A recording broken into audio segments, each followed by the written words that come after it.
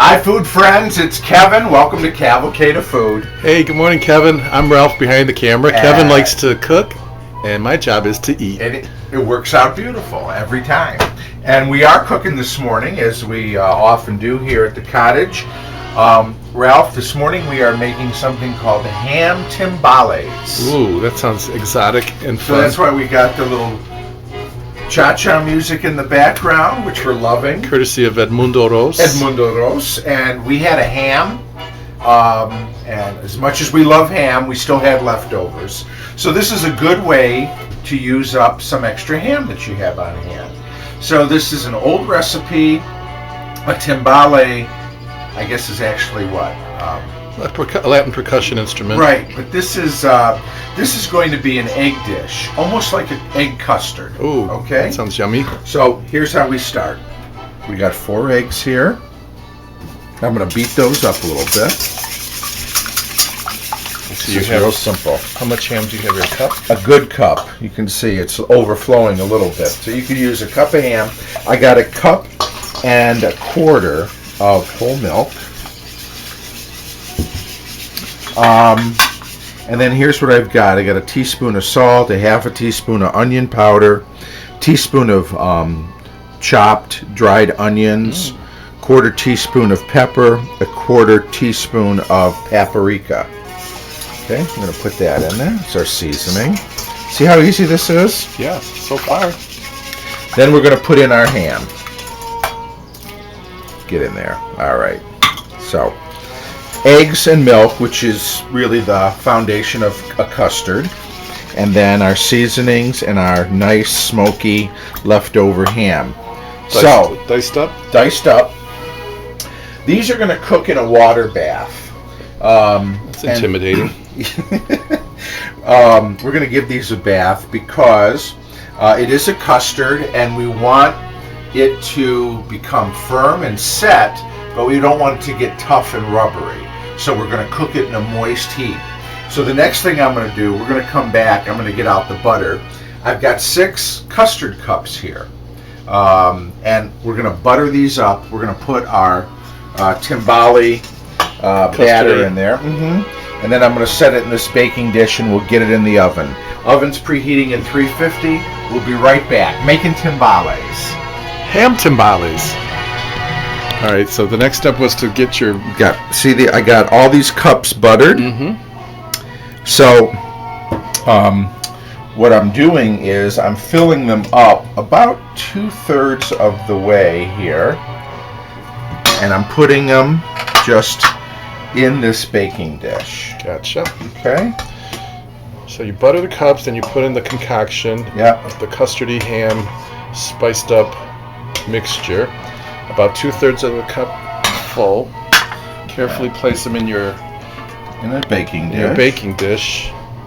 And then comes the water bath, which is Let's try to get these somewhat even. so you have a kettle of water heating. Should it be boiling or just warm? It should just be hot. The water should be hot, which it is. So here's our water, okay? So I'm going to put it in. What you want to do, Ralph, is you want to maybe about 1 inch high into the baking pan. So you can just sort of eyeball it. I think that's about right there. You don't want too high because then you have to be careful to transfer it into the oven, I imagine. Yes, as it is, you kind of got to be sort of steady-handed about it, but Gotcha. we can do that. All right, Mark. 350 degrees. So We're going to far, put not it in too there. scary. Again, we're going for sort of the moist heat.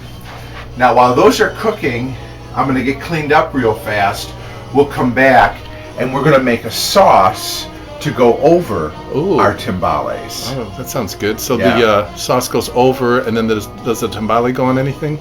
You know what? We're going to put it on toast because we're having them for breakfast. I'm going to put some, Ralph, some of our fresh herbs in our sauce that we're going to make for our timbales. Ooh, And what do you think? I think we're going to put some chives in. So I'm just going to... So that's going to go into the sauce? Yeah, we'll put that in the sauce and then maybe garnish it with something. You got a few different things Yeah, here. we've got a few choices. Sage. I don't think basil. Parsley, dill. about This the- is tarragon. It's Mexican. Yes, it is Mexican tarragon. And since timbale is a Latin percussion instrument, I think that's appropriate. Let's give that a try. I like it. I think that's a grand idea. So let me cut a little bit. I'll take one more. Okay, good. That should be good. So that's going in our. It's like a white sauce, right? Yeah, it's like a bechamel sauce that we're going to put on top of our timbales, and we'll have some nice fresh herbs to go with it. If you don't have an herb garden, you should. They're easy to grow, and boy, they could come in handy. Beautiful day. Oops. Have a nice trip. See you next fall. So I'm just finishing melting 2 tablespoons of butter in there. For the sauce. For the sauce. And I'm going to add to our 2 tablespoons of butter, we're going to put in 2 tablespoons of flour. You've seen this before, Just Ralph. regular old flour? Yep. You know what we're making? I think I've seen this on food shows. It's butter and flour. It's called a blower. No, it's a beginning of a basic white sauce, right? Right. It's called a roux. Yeah, a roux. And so what you want to do is we're going to stir. We want to get all that flour dissolved and kind of cooked with the butter, and it will start to turn a golden brown. So this is our. It smells like a biscuit. So this is going to be just the basis of our sauce. We just don't want any raw flour in there, so we're good now. Now, what I've got is I've got a cup of chicken broth here. We're going to add that. And the heat's just kind of a medium at this point? Yeah, medium, high, because what I want to do is we're going to do this until this thickens up. Okay. How long does that take? It really, as soon as it starts to come back towards the boil, Oh. you'll see it'll start to thicken up, and so that's what we're working towards here. So That's all that's in there right now. It's just so there's flour, the butter and flour together, right? and chicken broth. And then chicken broth, and this is going to be the base. I don't know if you can tell already. Look, can you see how it's thickening? You know, it kind of goes from a clear gold into a creamier color Exactly, and part of that, of course, is the flour. That, look at that. See how it's a nice. too. Yep, thickening up. See it? Okay.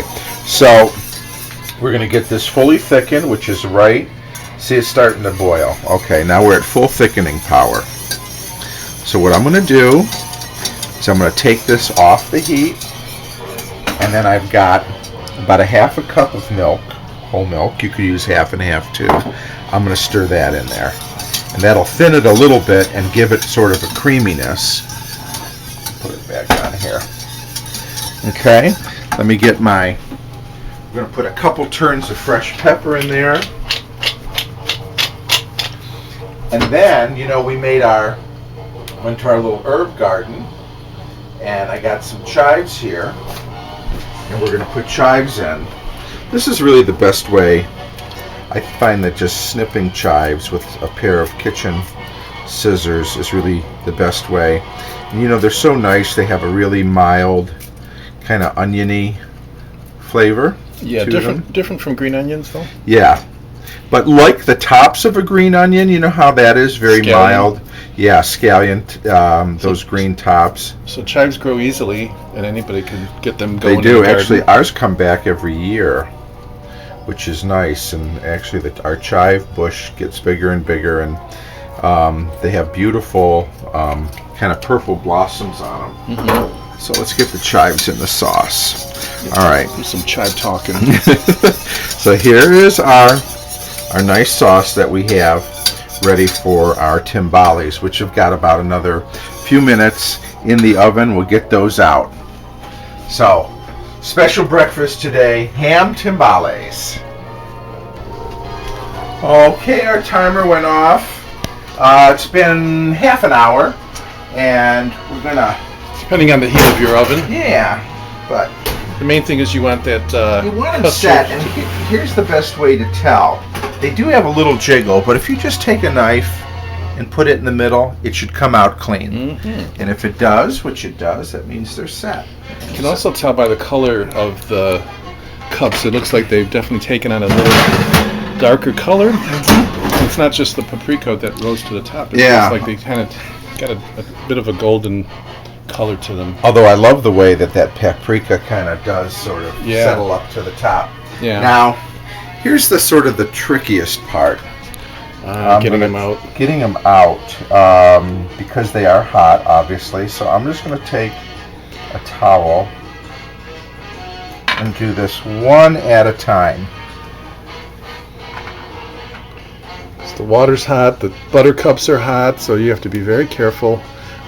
I suppose you couldn't let them cool off because then the But you don't want them to get because then the contents would cool off right. too. So all right, I'm going to finish getting these out, and like I said, just one at a time with the towel. All right, I'll get the first aid kit, and we'll be right back. So they're still hot, but what I like to do here, Ralph, is take a kind of a thin knife and just go around the edge. Remember, we buttered these cups up, so it should that separate. should help.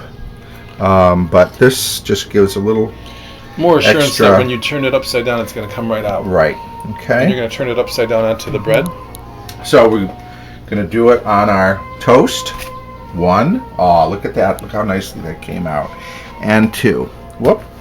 There it is. Now, so you can see that one opened up, but you can see look how light it is and fluffy. They're like little clouds. I can smell the ham and the custardy egg. And we're not done yet. So what we've got now is our sauce, right? That we've Like a kind of a bechamel. Yep, and remember we've got our chives in there, and we made it with chicken broth. You could also use vegetable broth, obviously. And look at this. It's like a reconstructed Eggs Benedict. Yes, Or exactly. A new take on that. But this is an old recipe dating back to, you said, the 40s? Late 40s, early 50s, I think, is the first time I've seen this recipe published. Wow. Then, as the piece de resistance, we're going to put a little bit of our Mexican tarragon On our ham timbales. Yep. Now, not only is this great for breakfast, but you can have this at dinner. You could make this would be a great brunch item, wouldn't it? And there's not a lot of egg in it. I mean, as No. eggy as it is, it's actually we made 6 of these, only using 4 eggs. right. So, I mean, you give that to anybody, and they're gonna fall in love with you. And they're gonna get full too. And you can make it like we're having it for breakfast. I was kind of kidding about the syrup, but you could put a little jelly on the side if you want, or Yeah, if you want to do like the sweet and the sweet and Savory. Let's see how it tastes.